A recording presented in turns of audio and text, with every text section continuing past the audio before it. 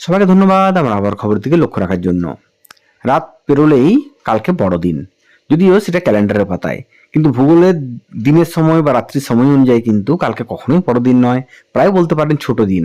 কারণ এই কয়েকটা দিন আগে পেরিয়ে গেল আমাদের সব থেকে ছোট দিন। কিন্তু যেহেতু আমরা এটাকে বড়দিন হিসাবে পালন করে এসেছি, তার কারণ একটাই, খ্রিস্টীয় ধর্মাবলম্বী মানুষদের জন্য কালকে অবশ্যই বড়দিন, কারণ যীশু খ্রিস্টের জন্মদিন। তার সাথে সাথে আমরাও কিন্তু তাতে মেতে উঠি পিকনিক নিয়ে।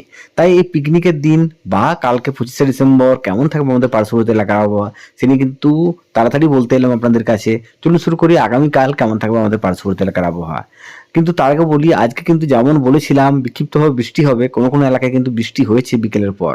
হয়তো সব জায়গায় হয়নি, হওয়ার কথাও ছিল না, তো বলিও নি তাই। বলেছিলাম বিক্ষিপ্তভাবে বৃষ্টি হবে। চলুন শুরু করি, সেই বৃষ্টির রেস কি কালকে থাকবে, না কালকে বেশ ভালো রকম মজা করতে পারবেন প্রত্যেকে পিকনিক নিয়ে, সেটা নিয়ে বিস্তারিত বলি। আগামীকাল সকালের দিকে হালকা কুয়াশাচ্ছন্ন ভাব থাকবে।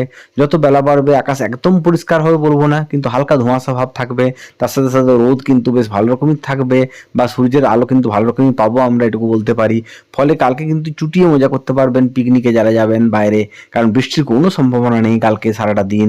তার সঙ্গে সঙ্গে উত্তর হাওয়া হালকা থাকবে, গরম খুব একটা থাকবে না, আবার ঠান্ডাও খুব একটা থাকবে না। ফলে একটা মনোরম আবহাওয়া থাকবে, এটুকু বলতে পারি।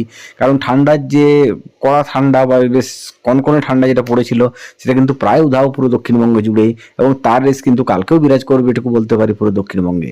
কারণ যেটুকু দেখতে পাচ্ছি সর্বনিম্ন তাপমাত্রা থাকবে 17 ডিগ্রির কাছাকাছি, এটুকু বলতে পারি, যেটা কমে নিয়ে নেমে গিয়েছিল প্রায় 7 থেকে 8 ডিগ্রি বা 9 ডিগ্রির কাছাকাছি, সেটা কিন্তু বেড়ে এখন পৌঁছে গিয়েছে 17 ডিগ্রির কাছাকাছি। ফলে একটা ঠান্ডা থাকলেও একটা গরমের অনুভূতি, বা সোয়েটার পরলে রোদের মধ্যে থাকলে একটা গরমের অনুভূতি কিন্তু ভালো রকমই কালকে অনুভব করবেন দক্ষিণবঙ্গের প্রায় প্রত্যেকটা এলাকায়। কারণ সর্বোচ্চ তাপমাত্রাও কিন্তু ঘোরাফেরা করবে প্রায় 29, 28, 29 ডিগ্রির কাছাকাছি।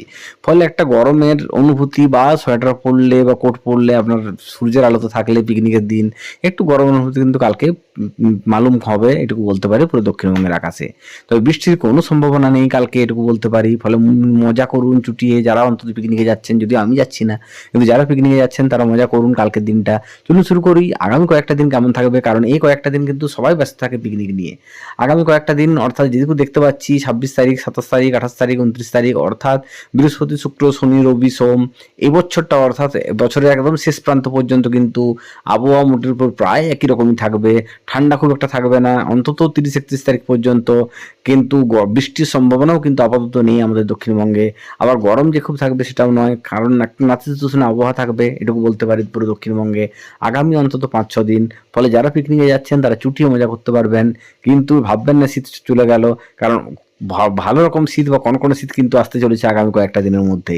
অর্থাৎ যখনই ক্যালেন্ডারের পাতা বা নতুন ক্যালেন্ডারে রাখবেন বাড়িতে 2025 সালের, ঠিক তখন সেদিন থেকে কিন্তু দেখতে পাবেন আরও একটা অস্বস্তিকর কনকনে ঠান্ডার কিন্তু অনুভূতি ফিরে পাবে পুরো দক্ষিণবঙ্গ।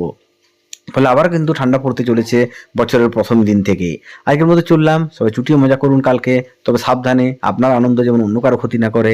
আজকের মতো শুভরাত্রি।